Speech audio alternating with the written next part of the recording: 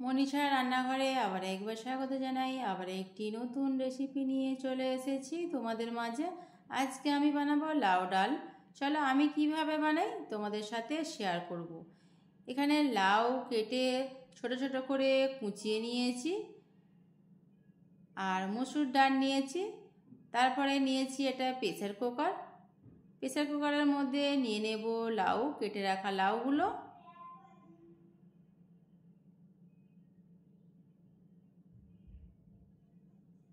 সবগুলো লাউ প্রেসার কুকারের মধ্যে নিয়ে নিয়েছি।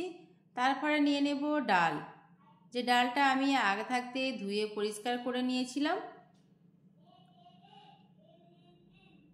তারপরে দেব পরিমাণ মতো হলুদ গুঁড়ো, তারপরে দেব পরিমাণ মতো পানি। আর এখানে কোনো মশলা আমি দেব না। পানি দেওয়া হয়ে গেছে, প্রেসার কুকারে ঢাকা লাগিয়ে নেব। গ্যাসের ওপরে প্রেসার কুকার বসিয়ে দিয়েছি। 2 থেকে 3টে সিটি দিয়ে নেব। প্রেসার কুকারের সিটি হয়ে গেছে 2 থেকে 3টে। দেখো লাউও সেদ্ধ হয়ে গেছে, ডালও সেদ্ধ হয়ে গেছে। লাউ থেকে অনেকটাই পানি বেরিয়েছে, আর আমি তো পানি দিয়েছিলাম অল্প করে। ডালেতে আর পানি দিতে লাগবে না। একটু একটু গোটা গোটা আছে যে লাউগুলো, ওই লাউগুলোকে একটা ঘুটনির সাহায্যে আমি ঘুঁটে নেব। আমি এখানে লাউগুলোকে ঘুঁটে নিচ্ছি, তোমরা চাইলে এরকম গোটা গোটাই রাখতে পারো, কিন্তু লাউ ডাল একটু ঘুঁটে নিলেই খেতে বেশি ভালো লাগে।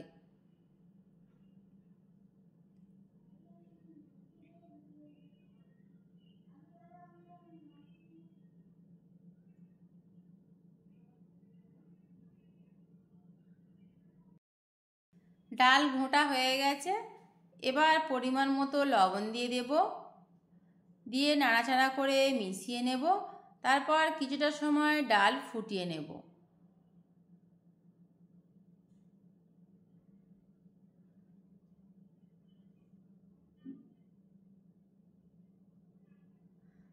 ডাল ভালো মতো ফুটিয়ে নিতে হবে। ডাল ফুটে গেছে ভালোভাবে, ডাল নামিয়ে এক সাইডে রেখে দেব। গ্যাসের উপরে একটা প্যান বসিয়ে দিয়েছি, তার মধ্যে দিয়ে দেব তেল। সরষের তেল দিয়েছি একটু বেশি করে, যেহেতু আমি লাউ আর ডাল যখন সেদ্ধ করেছিলাম তখন কোনো মশলাই দিইনি, শুধুমাত্র হলুদ দিয়েছিলাম। তো তেলটা ভালো মতো গরম করে নেব। তারপরে দিয়ে দেব শুকনো লঙ্কা। শুকনো লঙ্কা কিছুটা সময় নাড়াচাড়া করে ভেজে নেব।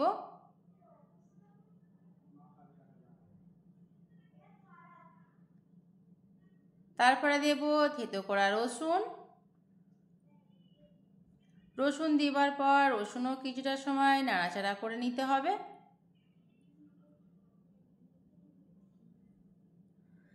তারপরে দেব তেজপাতা। একটা তেজপাতাকে আমি 2 পিস করে নিয়েছি। তারপরে দেব কেটে রাখা পেঁয়াজ। সব উপকরণ ভালোভাবে নাড়াচাড়া করে লাল লাল করে ভেজে নেব। এটা ডালে ফোড়ন হিসাবে ব্যবহার করব, ডালে ফোড়ন দেব। তো আমি ডালে ফোড়ন দিচ্ছি, তোমরা যদি ওই রকমই খেতে চাও যে ডালে ফোড়ন খাবে না, প্লেন ডাল খাবে, তাহলে তোমরা যখন ডাল রান্না করবে সব রকম মশলা দিয়ে দিও, যেমন হলুদ গুঁড়ো, লঙ্কার গুঁড়ো, আদা রসুন বাটা, তেল, সব রকম মশলা দিয়ে দিও। দিয়ে আর ডালটাকে সেদ্ধ করে নিয়ে ঘুঁটে নিয়ে লবণ দিয়ে আর ফুটিয়ে নামিয়ে নিলেই ডাল তৈরি হয়ে যাবে। যেহেতু আমি ডাল সেদ্ধ করার সময় কিছু দিইনি, সেজন্য আমি ডালে ফোড়ন দেবো। ডালে ফোড়ন দিলে বেশি খেতে ভালো লাগে। তো ফোড়নটা আমার ভাজা হয়ে গেছে, তার মধ্যে আমি দিয়ে দেব ডালটা। সম্পূর্ণ ডাল দেওয়া হয়ে গেছে, একটু নাড়াচাড়া করে মিশিয়ে নেব। গ্যাসের ফ্লেম কিন্তু আমি অফ করে দিয়েছি, আর ফোটানো যাবে না। ফোড়নের যে গন্ধটা আছে সেটা আমি ঢাকা দিয়ে দেব, ঢাকা দিয়ে কভার করে দেব, যাতে ফোড়নের গন্ধটা বাড়িয়ে না বেরিয়ে যায়।